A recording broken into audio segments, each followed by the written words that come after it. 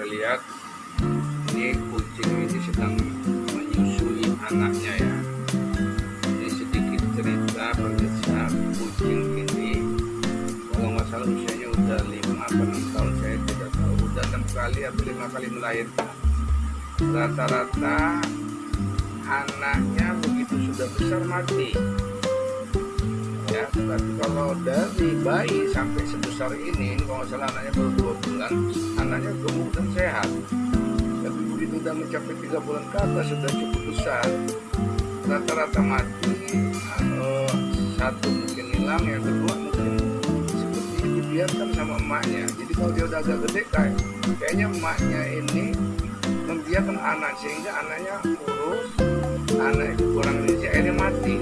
Tapi kalau anaknya masih kecil, emaknya itu rajin menyusui ya. Saya nggak tahu apa karakter kucing memang sama dengan manusia. Saya yakin karena kucing adalah makhluk seperti kita, ada seorang ibu menyusui anaknya maksimal, ada juga seorang ibu menyusui anaknya tidak maksimal, seperti sama dengan binatang. Nah, saya sering melihat kucing itu gemuk-gemuk sampai besar anaknya mungkin 8 bulan, 7 bulan, itu anaknya besar masih menyusui ibunya, masih menetes ibunya masih menetes anaknya. Tapi kucing ini udah 5 kali melahirkan, seperti yang saya katakan tadi. Nah kalau masih kecil nenenin ya, nah ini sedang nenek, anaknya 3, yang satu tuh sembunyi takut sama saya. Jadi saya nggak tahu. Nah ini saya sedikit cerita. Awal mula kucing ini liar. Jadi kucing hitam ini sangat liar ya. Terus karena ibunya liar, anaknya pun kalau melihat saya itu lari ketakutan. Nah ini melahirkan yang kelima atau keenam, baru ini anaknya tuh nurut. Anaknya saya pegang, dia nggak takut ya. Nah, karena apa? Karena ibunya juga sudah 6 tahun di tangan saya kasih makan sama ibunya dari bayi ya.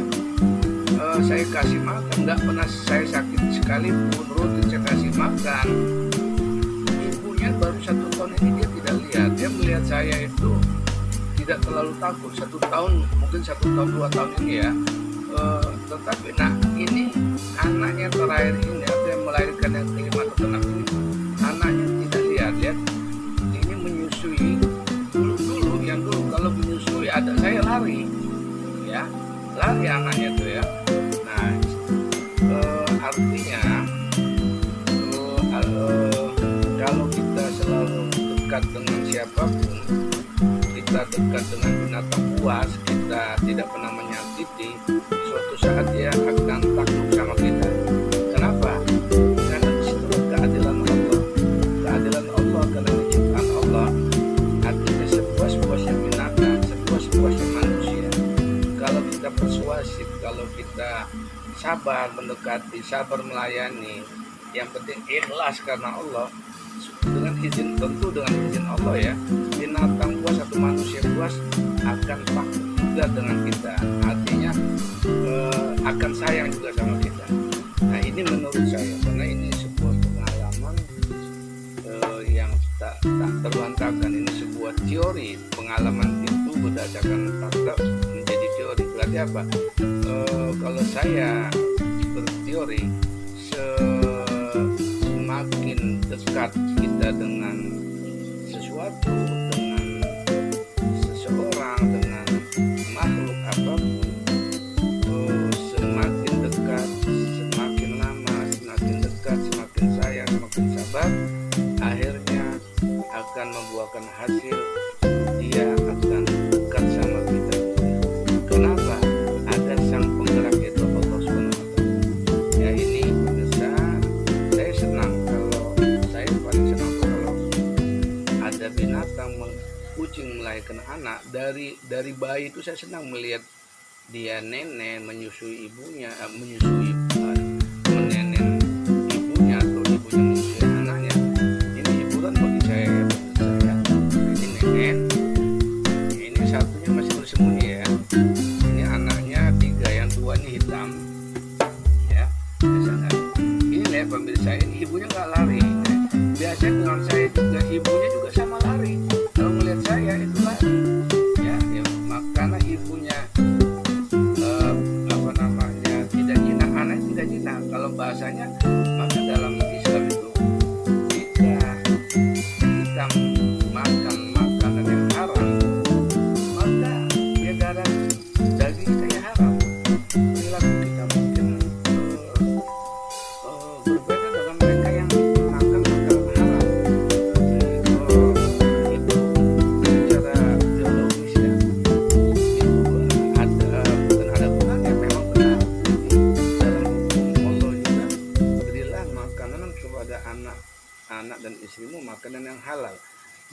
Berilah rakyat itu makanan yang halal. Jadilah pemimpin yang halal. Carilah rezeki yang halal.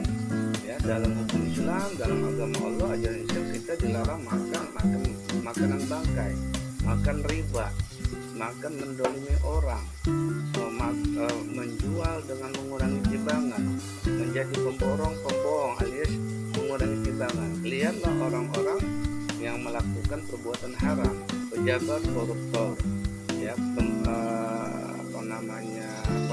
pembohong, mengurangi timbangan semen, besi dan seterusnya.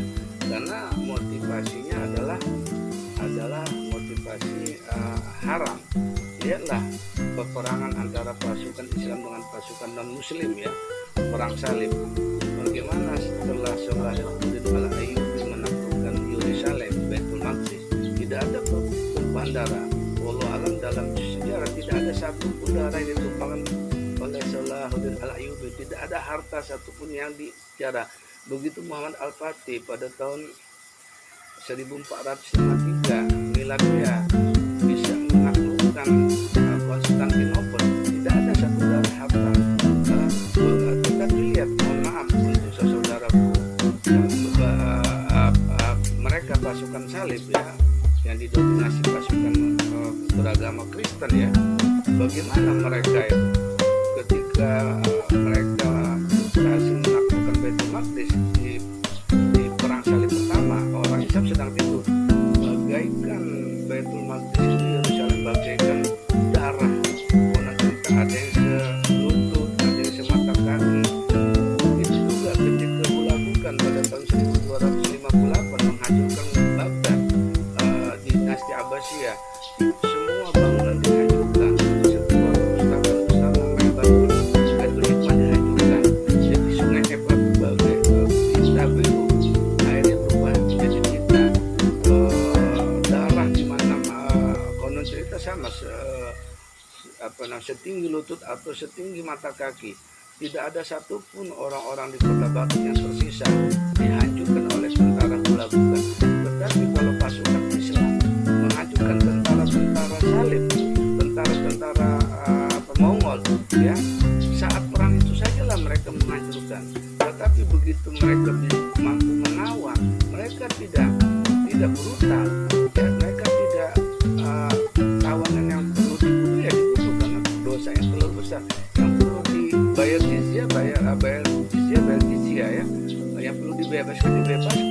Itulah tandanya. Kenapa? Itulah perbedaan antara siapapun manusia, agama apapun. Mereka yang makan uang halal, agama apapun, mereka akan berperangai baik ya. Agama apapun tapi kalau mereka makan yang halal, maka akhlaknya mulia. Banyak ya tetangga kita yang berseberangan akidah, akhlak betul-betul mulia. Tapi juga ada orang Islam ya, mungkin makanannya haram, ya akhlaknya tidak mulia. Nah, jadi apa yang saya sampaikan ini adalah hiburan sekaligus perenungan ya.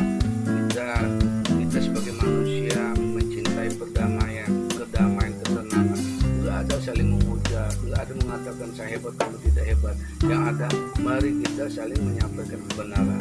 Ya, silakan. Ya, kita hidup di muka kudus di Indonesia ini saling menyampaikan kebenaran. Damai itu adalah indah, damai itu adalah nikmat. Tidak ada perbedaan. Ya, tidak ada perbedaan. Semua kita sama, makhluk Tuhan, makhluk Allah. Ya, adapun masalah akidah itu tanggung jawab masing-masing